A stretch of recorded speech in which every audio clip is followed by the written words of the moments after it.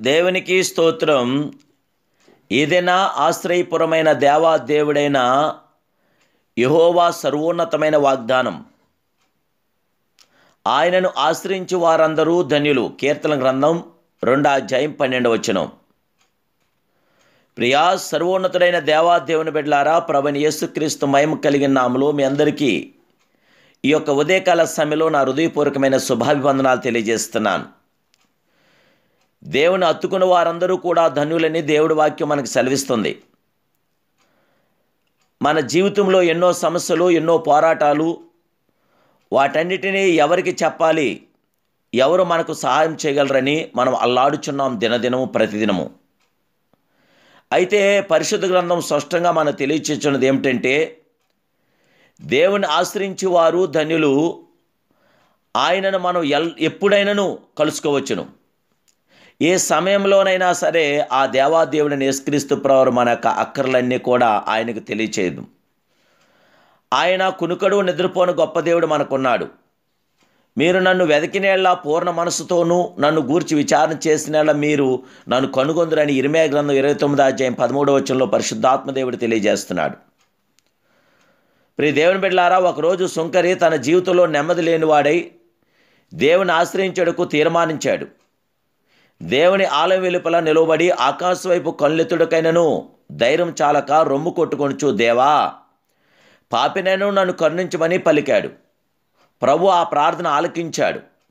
అతను నీతిమంతునిగా తీర్చాడు. ఎంత గొప్ప సంతోషం దేవుని బిడ్డలారా.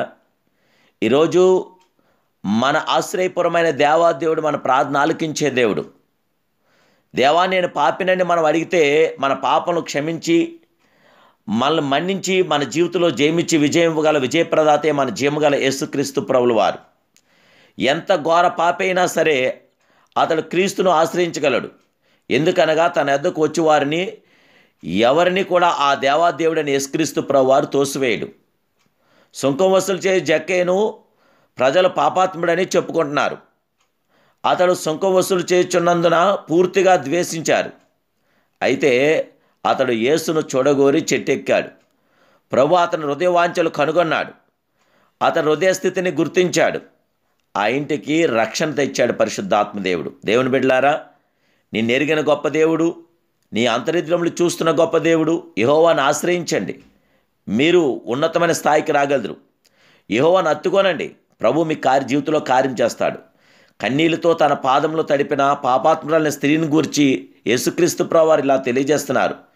విస్తారంగా ఈమె ప్రేమించను గనక ఆమె యొక్క విస్తార పాపములు క్షమించబడినని మీతో చెప్తున్నానంటున్నాడు పరిశుద్ధాత్మదేవుడు. అవును, క్రీస్తును ఆశ్రయించే వారిని ఆయన ఎన్నడూ విడిచిపెట్టే దేవుడు కాదు. ఆయనను ప్రేమించే వారిని క్షమించున్నాడు. ప్రియ దేవుని బిడ్డలారా, కనుక మన జీవితంలో ఆయనను ఆశ్రయించే వారందరూ కూడా ధన్యులని కీర్తనాకారుడు తెలియజేసిన రీతిలో ఈ దినాన్ని ప్రభువుని ఆశ్రయిందాం. మన జీవితంలో అద్భుత కార్యం చేసే దేవుడు, ఆశ్చర్యకరమైన కార్యం చేసే దేవుడు మన ప్రభు. మన పాపములకు ప్రాయశ్చిత్తం దయచేయగల దేవుడు.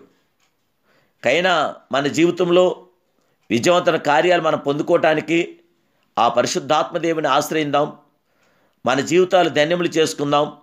ఆయన నామానికి మహిమార్థంగా జీవిద్దాం. ఆ దేవాదేవునికి మహిమార్థంగా మనం బ్రతుకుదాం. ఈ దినమే ఒక మంచి తీర్మానం తీసుకుని యెహోవాను ఆశ్రయించి వారందరూ ధన్యులు గనక ఇప్పుడే ప్రభుని ఆశ్రయించి ఆయనలో బ్రతుకుదాం. ఆయన కృప నిరంతరం మనతో కూడా ఉండుగాక. ప్రార్థన. మా ప్రియమైన సర్వోన్నతమైన దేవా, సమర్థవంతుడైన తండ్రి, శక్తిమంతుడా, పరిపూర్ణుడా, సంపూర్ణుడా, నీకు స్తోత్రాలు. నిన్ను ఆశ్రయించి వారందరూ ధన్యులని మీరు మాట సెలవిస్తున్నారు. ఇప్పుడే ప్రభా నీ యొక్క ఆదరణ కోరుకుంటున్నాం, నీ కనికరాన్ని కోరుకుంటున్నాం, నీ సమాధానాన్ని కోరుకుంటున్నాం, నీ వెలుగును కోరుకుంటున్నాం. దేవానికి స్తోత్రాలు. ఇప్పుడే మీ పిల్లైన మమ్మల్ని జ్ఞాపం చేసుకోండి. మా పాపములు క్షమించి ప్రభానికి స్తోత్రాలు. జక్కయ్యకి ఇచ్చిన రక్షణానందం మాకు దయచేయండి. పాపాత్మురాల స్త్రీని క్షమించినట్లుగా మమ్మల్ని క్షమించి మాకు జయమివ్వండి.